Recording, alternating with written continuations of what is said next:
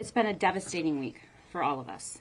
While the physical wounds of the victims are starting to heal, the emotional wounds to the victims, students, and the entire community will last for years.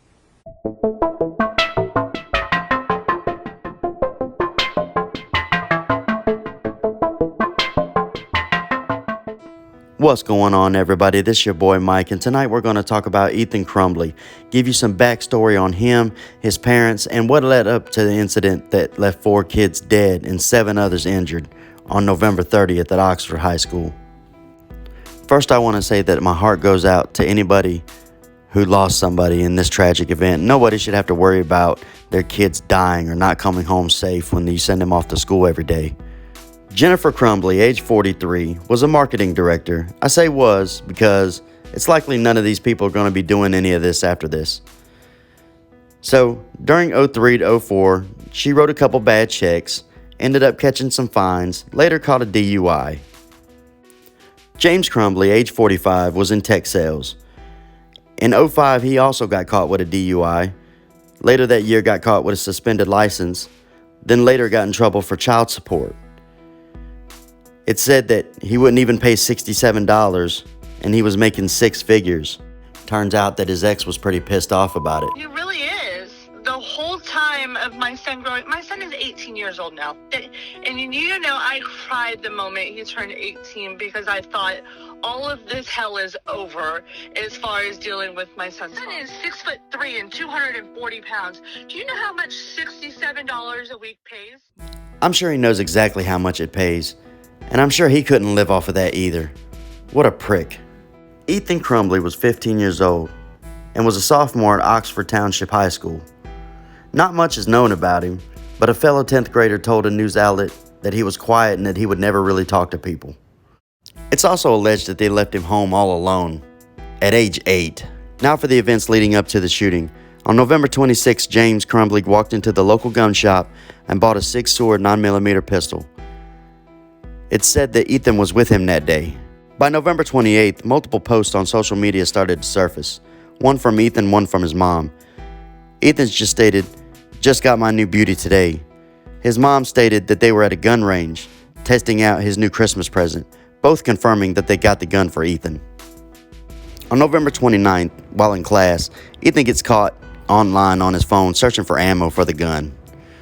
The teacher gets concerned and calls the parents, leaves them a voicemail, gives them a text message. They never respond back to her, never even bothered. Instead, she texts Ethan later on that day while he's still in class. "LOL, I'm not mad at you. You just have to learn not to get caught. I'm sorry, but that doesn't seem like an appropriate response when your son's looking up ammo for a gun in class. Why wouldn't you, I don't know, call the school back like a normal parent?" On November 30th, the day of the shooting, the teacher noticed that Ethan made a drawing. Had a figure with 2 gunshot wounds, with blood everywhere, thoughts won't stop, help me, with a laughing emoji, with "my life is useless and the world is dead" written underneath. Because of the severity of the situation, the parents were called in. Luckily, this time they actually showed. The school gave them 48 hours to put him in some counseling and get him some help. If you want my honest opinion, it shouldn't have been 48 hours. Because of the severity of the situation, it should have been immediate. Upon being informed of the situation and how severe it is, Ethan's parents just decide to leave him in school. Don't even bother to take him home. That's gross negligence if you ask me.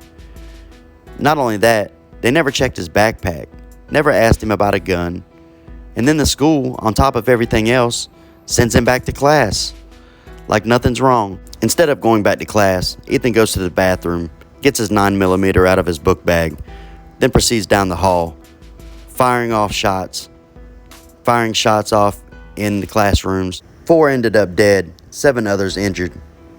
At 1:22 p.m. after the shooting, Ethan's mom sent him a text saying, "Ethan, don't do it."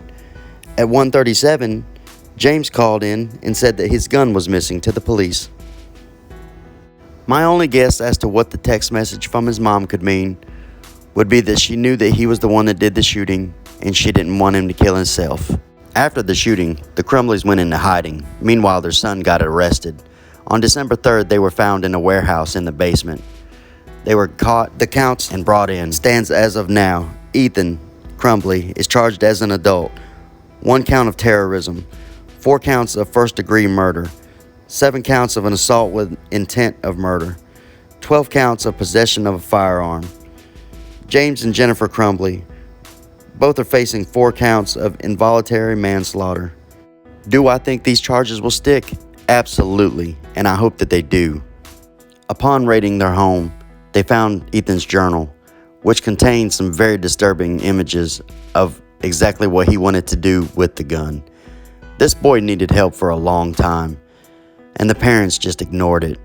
Everyone failed this kid, including the school, which is why I think the school counselors should also be held accountable on some level. All of their bails was set for $500,000 apiece. As if ignoring your kids' mental problems isn't bad enough, just sending them back to class while you go home. But you also let them shoot people.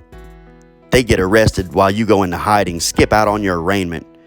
Then you get your own lawyers while your kid gets a court-appointed attorney. Talk about bad parenting. She could do no wrong, and she was right about everything. The maximum, honestly. I'll be doing a part 2 to this as soon as the trial hits to give my conclusion. Other than that, that's all I got for you guys. I hope you all have a wonderful day. Like, subscribe, share the video if you like it, and I will holler at you later.